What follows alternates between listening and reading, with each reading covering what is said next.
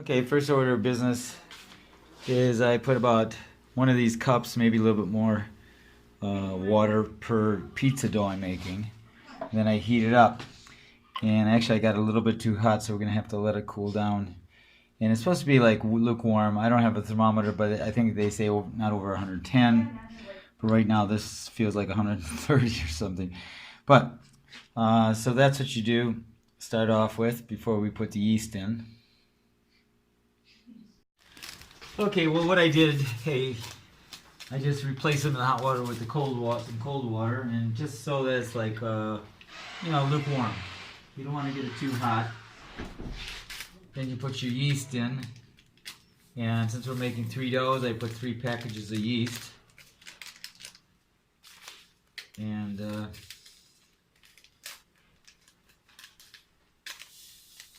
we go. And now normally I use honey. We don't have any honey. And so I'm just going to use some sugar here. Put some sugar. And I would say maybe a teaspoon for every there's nothing exact in my pizza. But either a teaspoon sugar or a teaspoon of honey. Kind of mix it here. I also put some salt in here, and I'm going to let it kind of, one of the things I learned after making pizza dough for 50 years is you kind of have to let it set, let the yeast and sugar kind of do its thing before you start throwing dough in there. So I have better luck with honey, with it rising. It rises really nice, but this should work too. Alright, so I'm going to take some salt here. Some salt. You don't need a lot, maybe half a teaspoon or something. That should be more than enough, just to give it a little salt flavor there, make it taste good, the bread. Okay, you can kind of see the yeast. You can see the little streaks of line. That's the yeast kind of getting activated there, so that's looking kind of good. So you kind of let this go, I would say like 10 minutes or so. Just let it kind of ferment a little bit before you start throwing in all your flours. And we're just gonna turn up the camera here and come back in a little bit. So that looks good. That looks like the yeast is coming alive there. So you don't want to add any flour. And I usually, this is my secret, cornmeal, some whole wheat flour, and a lot of white flour. So these 3 are essential. I mean, you could do white flour pizza, that's what everybody does. But if you want a really great dough, you got to use all 3. And whatever proportion you want to use them. I would say I probably put 2/10 cornmeal, 2/10 whole wheat, and the rest white flour. But yeah, maybe even less on the cornmeal and whole wheat. I'm not sure. I do different ones all the time. You can just kind of experiment with these 3 flours. If you want a really corn taste, really whole wheaty, really strong, then you want to use more than that and less white flour. But anyway, so our yeast is looking good here. Yeast is looking good. Yeah. Right. Okay, so first I put some cornmeal in here, and maybe bring the camera over here and shoot it right inside. Hold it up into the bowl. Okay, so we're adding cornmeal in here. You can see it.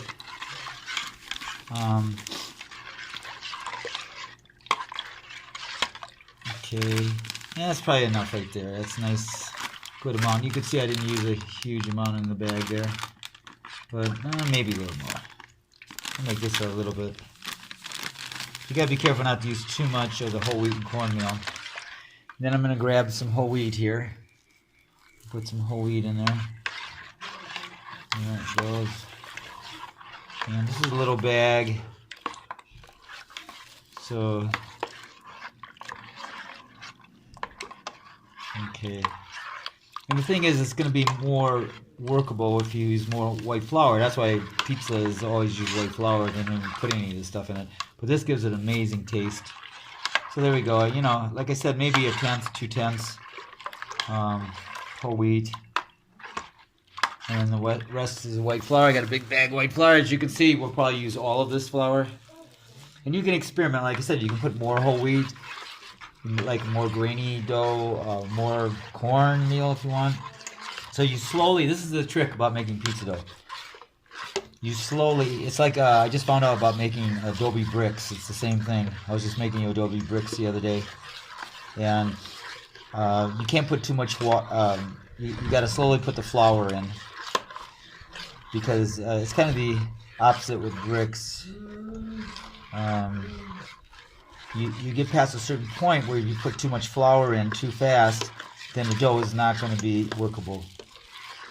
And kind of the opposite with the adobe bricks I was making. If you put too much water in to the sand and the soil, then that doesn't work either. So it's all about finding that point. I want to shoot inside here. About finding this point in here. And it is a point, so you're slowly adding the flour. Okay. So now I don't know about if you had a pizza store and you're going to be making lots of these. I don't know how you would. It's a lot of work, but it's an amazing dough.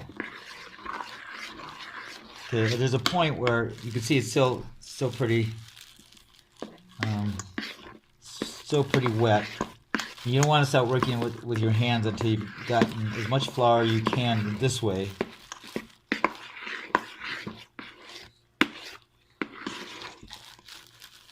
But again, you slowly add the flour. You don't measure it out. Okay, you can see I've almost gone through half the bag already.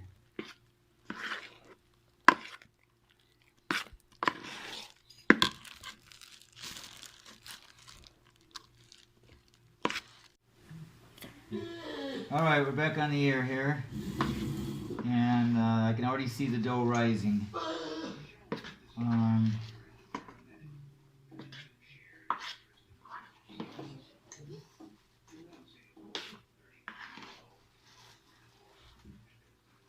And we had a little problem with our phone. Sharp battery was dead, so can't really hold the phone close by, but we have it set up there, and you can see when I start mixing.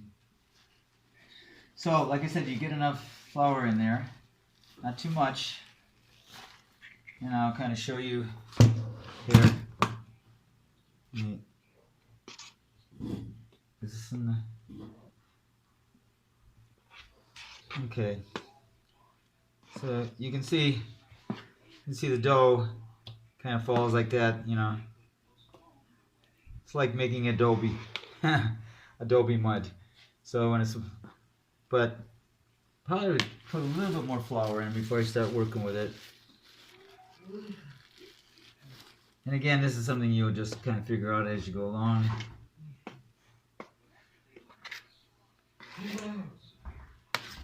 So here's dough where it stands.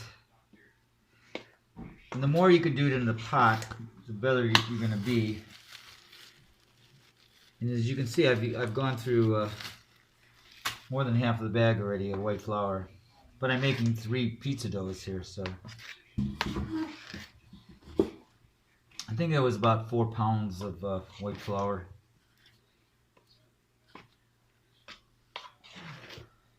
Okay, well, I think I'm going to start working with it by hand, because once it starts getting too hard to kind of turn over, but you can see that's what it looks like. All right. So I'm going to take about 1/3 of this dough here. Let's get it. Always need a lot of flour handy. Put it on your board there. Get a big scoop of the dough. And again, you can keep working it in the pot here. That should be about 1/3. Okay. So then this is where you start kneading it. You slowly be adding the flour. Is that coming in?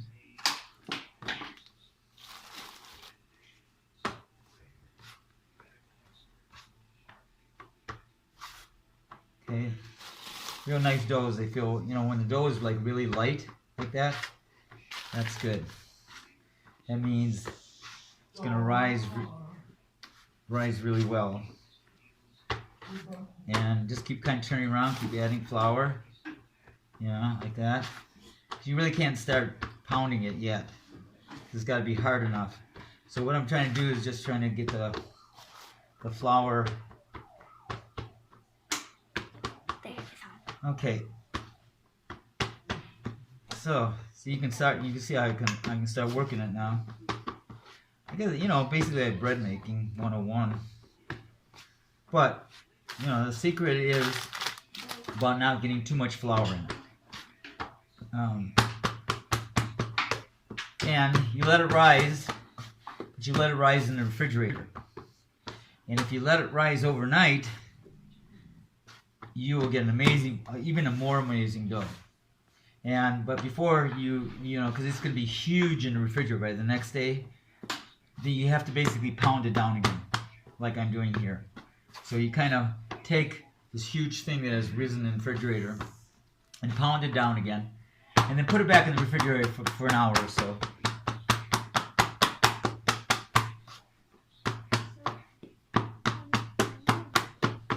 Okay, is my head cut off? All right. So this is where you get your dough, your really good pizza dough. This pounding, and keep putting flour on there.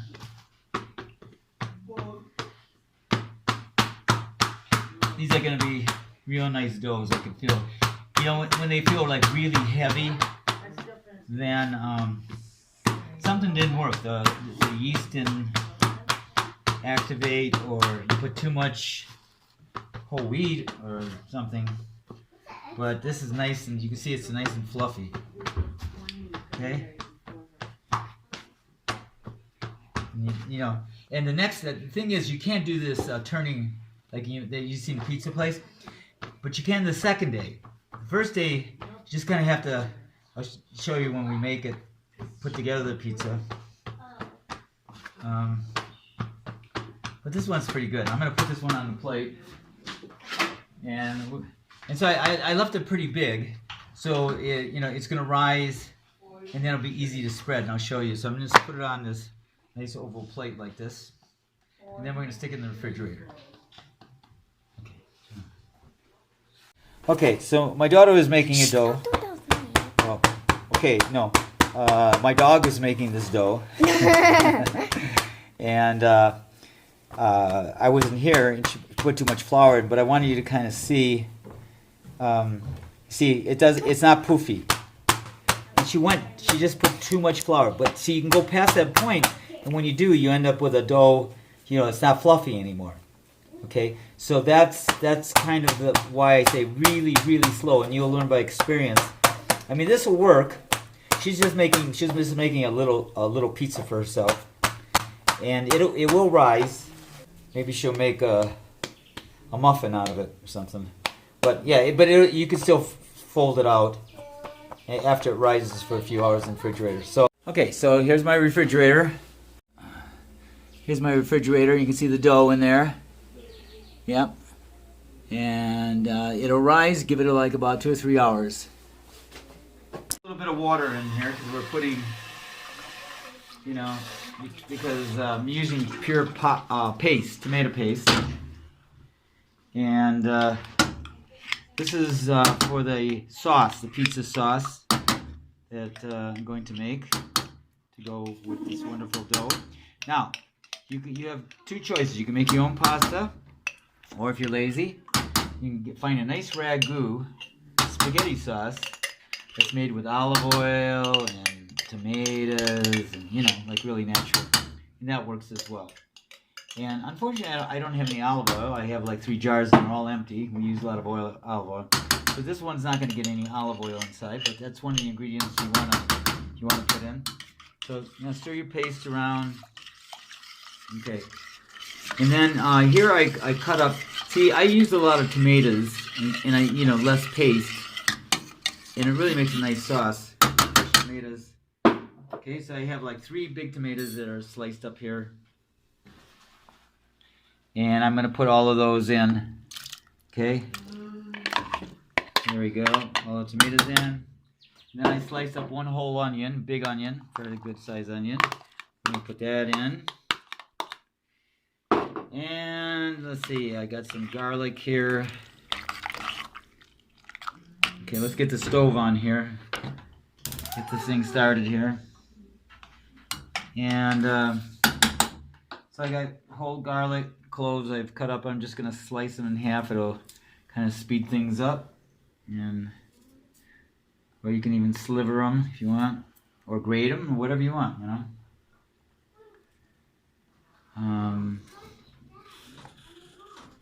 Okay. And like I said, you put some olive oil in here. It makes a great sauce, but if you don't have any, it's okay. It's no big deal. It's not be the end of it. Then I got some oregano here. You have some oregano? Yep. Okay, and I put lots of oregano in. Okay, you can see there's a lot. That's a lot of oregano in there. Okay. As you notice, I do not measure things. I just, everyone is a new experience. This looks like it's going to be a nice. It could probably use some more water. It's pretty thick. And, it's going to be sitting here boiling off, so I'm going to put some more water in it. Okay. So you want to make, there we go. So you want to kind of a little bit soupy here because it's all going to boil out. Or not all, it's going to boil down, I should say. So, soupy's good. And then give it a chance to cook, and probably couple hours cooking once you get it boiling and simmering, and then that's the sauce. Or you can go to your local grocery and get a bottle of ragu if you're kind of being lazy, and use that as well. But again, olive oil is a really great thing to put in this. All right. Okay, so now our sauce is starting to boil there, and it's looking really nice. Now you want to turn the heat way, way, way down here because you don't want to burn it. And spaghetti sauce will burn. You want to get it really low, as low as you can get your flame, so it's still like percolating there. And then you just cook it for 2 hours, and we'll come back in a couple hours when we're ready to use it and see what it looks like. All right, so I usually use olive oil or butter. Butter is not as bad as they say for you because it has omega-3s. And I'm going to fry up the onions. Okay, so I got lots of onions here to cook up, and I'm going to fry them up. And then once the onions are cooked, I'm going to put some red peppers in there, and you can put anything you want. But I usually saute my veggies first, that's we'll show you when things are almost done. In the sauce, you can take a look at the sauce. I'm letting it sit now. It's nice and thick, nice. It cooked for quite a few hours. You got a nice pizza sauce there, which you can also use for pasta and spaghetti. And that'll be it. All right. Okay, so the onions are well sauteed, and I put things like, there's some red peppers. If I had some broccoli, you don't want to cook that too long. So the red peppers, you want the onions to saute really good. And then I'm going to cook some, I got some Kalamazoo olives. I'm going to saute them too. So the peppers, and green peppers and things like that, you don't want to cook them too much. Okay, so I'm going to put that on the back burner. And I'm going to cook some, because my daughter doesn't like the olives on her pizza, so we try to keep them. Sometimes I cook separate. And you want the red pepper, you don't want it really overcooked. Just want it cooked enough that's, kind of, because the oven's gonna cook it too. And by the way, the oven I started about 20 minutes ago, and you can see I have some, I put some bricks on it. Now ovens are all different. Every oven is gonna be different. The bricks really help hold the heat, and kind of make it more intense, and so that helps. Or pizza stone, I guess, can do the same thing. All right, so just frying up the olives, black olives or whatever kind of olives. I fry some things up separately. I turned off that because I think that's cooked enough. You don't want to overcook the. And then we'll put together the pizza here next. All right, so there's my pizza doughs, and you can see this one's risen quite a bit. We're gonna take it out. Look at that. See how nice that is? Yes. Okay, so. All right, so this is a screen I use. You can get any kind of screen material and make yourself a pizza screen. I coat coat it with butter so the pizza dough doesn't have any chance of sticking whatsoever. And then I get some flour in my hands, and I don't throw the dough, but you can see the dough right here is nice and it's hard, it's cold. Okay, and basically it'll stretch. You can kind of throw it around a little bit, and just spread it around. Now tomorrow, if I'm going to keep a dough for tomorrow. Makes a really nice stretchable dough, and you can throw it around. It won't break. This will break if you try to throw it around, but it doesn't really matter because you know what? It's risen so much. It makes a nice dough. It stretches, and as you can see, it's here we go. Here's our pizza. Okay, now I'm gonna put some sauce on it. Let the sauce cool down. Nice and chunky sauce with all those tomatoes I used. Now, unfortunately, this is where you put your spinach. And this is an amazing this is what makes the pizza is the spinach, but forgot to pick it up at the store, so I'm just gonna go right with the cheese next. But this is where you chop up your spinach. You had it all chopped up and fill this with spinach, then put on your cheese. I like to grate my cheese on the pizza because it kind of clumps together and it's harder. So this way you can kind of just go around the pizza. See how we got that? Yep, it's looking good. Okay, and I think you get a little bit more mileage out of the cheese by grating it on the pizza. Like I said, the cheese will stick together. I don't put a lot of cheese on, just kind of health reasons. But normally, like I said, there would be spinach underneath here, and okay. As you can see, putting the cheese on right directly on it, you can really get a lot more mileage out of the cheese as far as spreading it. Okay, there we go with that. And we're going to put our onions and peppers all over.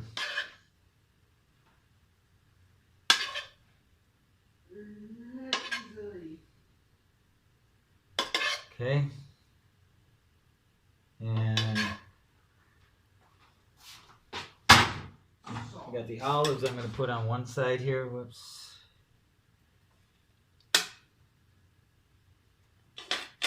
Now I'll just use my hands here.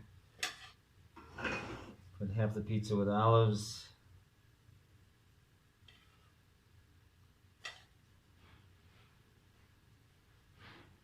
All right. And then I'm going to put some tomatoes on it.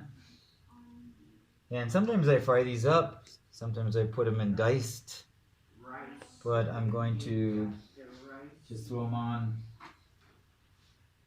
Yeah, my daughter doesn't like that, and little extras put on diced. And then you can get a carrot and you can put it over everything here. Just grate it, carrot over the whole thing.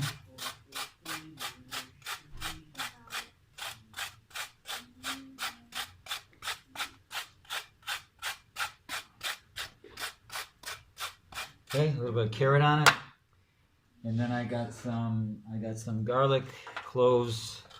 I'm gonna grate some garlic on it.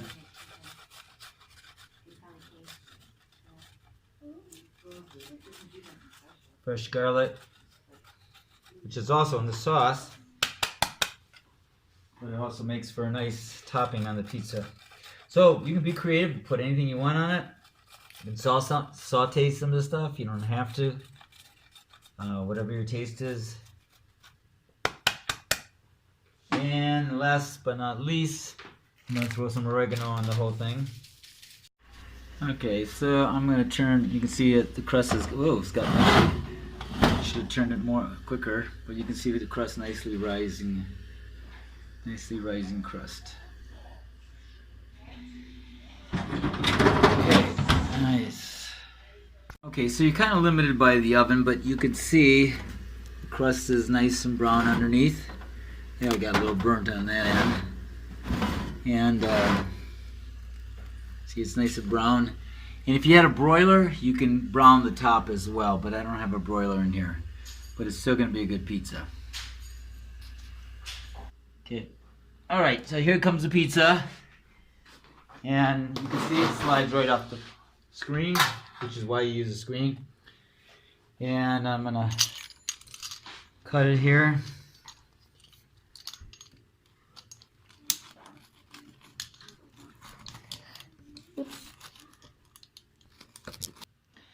So here we go. Here is a nice slice here. You can see nice thick crust. And there it is. All sliced up, ready to be eaten. So the next one's going in.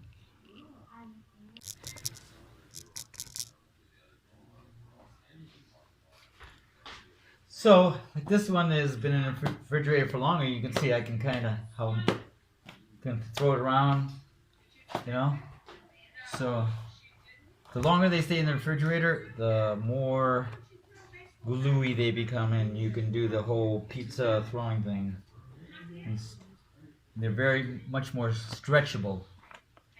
So just wanted to, this is like the second pizza going in the oven, and this has been it was probably a couple hours since I took the first pizza out. And there's a big difference in the dough, very, very elastic. By tomorrow, it'll be totally elastic. So, there you go. Okay, so here's the pizza dough the second day. As a matter of fact, it rose like over the plate here, you can see. It's just, and what I'm going to do is pound it down before I use it.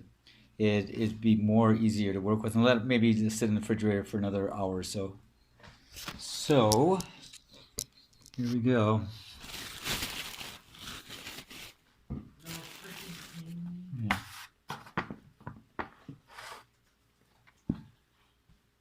So here is our dough, and really nice. All these doughs I made yesterday really came out nice. So I'm just going to pound this down and make it into a kind of a round shape here. Put it back on the just kind of keep it floured up. That's you know, see, this way you got a nice round. It's back to where we were yesterday. You know, you don't have this big exploded, overgrown thing. It looks like some kind of not sure what, some kind of something from outer space. And so there we go. We're gonna put that back on the plate.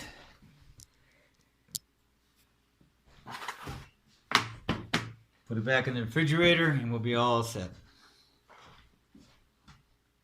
Okay, we're back on the air. Get a little flour, some butter on our screen like we did. This is the next day pizza dough. And I got some spinach, so I wanted to show you how that all works. This is just going to be a spinach pizza with a little onion on it. But, you know, deep dish spinach pizza from Chicago is where I got the idea. It's amazing. Now, here's that dough I was telling you about that you can do all kinds of stuff with. Now, look at this. See, it's just really, you can just throw it around. Look at that. I don't know if you're catching that on the film here, but it's really stretchable. See? You can't, your finger won't go through it. Now, if you did try to do this yesterday, it would have went right through. So, you know, you can just kind of work it around. Oh, I forgot to put the butter on. Let's get some butter on. No, I did put it on. Okay. So we're gonna get this dough, and it's really nice to work with. That's only the second day. First day, you can't get this kind of flexibility. So there it is. There's the dough's all spread. It's gonna rise really nice as well. And here, here's my sauce. And again, it's tomato paste, it's water, it's onions. Oh, onions and lots of diced up tomatoes. Lots of tomatoes. So it's really chunky. Garlic, oregano, and what I didn't have yesterday was olive oil. But I do today, but I already made the sauce. So you can see how chunky this sauce is. Okay. And we're going to spread it. I'm going to save a little bit. I'm going to make a little pasta fish thing. Because this is... I actually don't eat pizza too often. I can make amazing pizza, but you know, my age, it's not the best kind of food to eat. But boy, it tastes great. Especially with some red wine. Can't go wrong. Okay, so there's the sauces on here. Now, here is... I was talking about yesterday about the spinach. So you just chop up the spinach, and you just cover the whole thing with spinach here. And I got some onions over here cooking.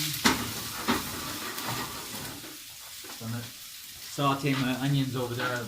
So well, I showed how to do that yesterday, but it's not a big deal. And then again, I'm going to grate it. This is going to be a lot of cheese. I'm going to put on this pizza because for the kids, I'm not eating it, so I might have a sliver. So lots of cheese. This is going to be a deep dish spinach pizza like you'd find in Chicago. Even has a cornmeal. If you ever been to Gino's in Chicago? I lived in Chicago for 10 years, and that's where I got the idea of the cornmeal. And it's not as much cornmeal as you find at Gino's in Chicago, but it has a nice balance. My 18-year-old who is now working as a amazing vegetarian restaurant, wants to be a chef. Miko Oasis' birthday! What was the name of that place? It's Miko Oasis' birthday. Oh yeah, so we get a little advertisement. So yeah, so this is going to be lots of cheese. It's going to be really thick in the cheese. I don't have a whole lot of stuff I'm putting on it. So I'll probably use actually half the cheese here. Kids will love this one. And you know, you can be as creative as you want with this thing. You know what pizza is all about. You can put, geez, eggplant, anything on it. You know, I like to saute it in olive oil. Gives a nice flavor. Throw in maybe a little oregano while you're sauteing it. Okay, so we got about half the cheese there. Nice cheesy pizza. This way, the fish I'm cooking tonight, I'm going to be able to eat it all myself because they're going to be stuffed with cheese pizza. Alright, so there it is. Maybe a little bit more. Okay. Okay, so, got the onions. Okay, we've got some sauteed onions here. Put some onions on it. So it's going to be what a spinach onion pizza. And maybe you throw a little carrot on it, like I did yesterday.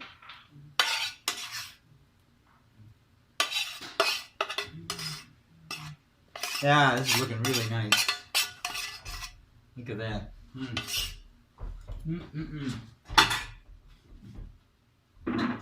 Okay. So we're gonna grate a little carrot on there.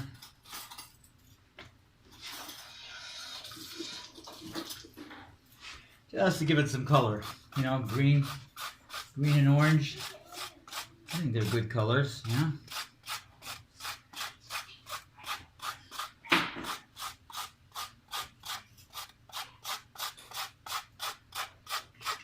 So not a fancy pizza, not a lot of stuff, but you know, the spinach in itself is amazing. I would go to Chicago at Gino's and I'd just get a spinach pizza. That was it, spinach inside.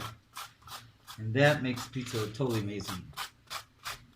And somewhere I got some Italian spices. Okay, so last but least here, I'm going to put on some oregano. Oh, and I probably should find some garlic somewhere as well. That would give it a nice taste. Okay, so last but not least, I'm going to throw some garlic on there. Yum, yum, yum. Geez, I might even have a piece of this.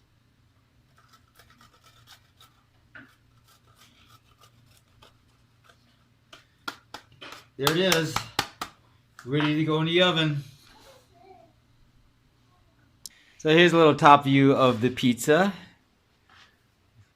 And little orange and green thing going on here, but at least you got to see the spinach pizza being. This is the next day pizza, so the dough is just really stretchy, and it's really light too. I really scored yesterday making some good doughs. So we'll put it in the oven a little bit. You got to make sure your oven is way heated, so it's nice and hot. You don't want to put it in too soon. So there we go.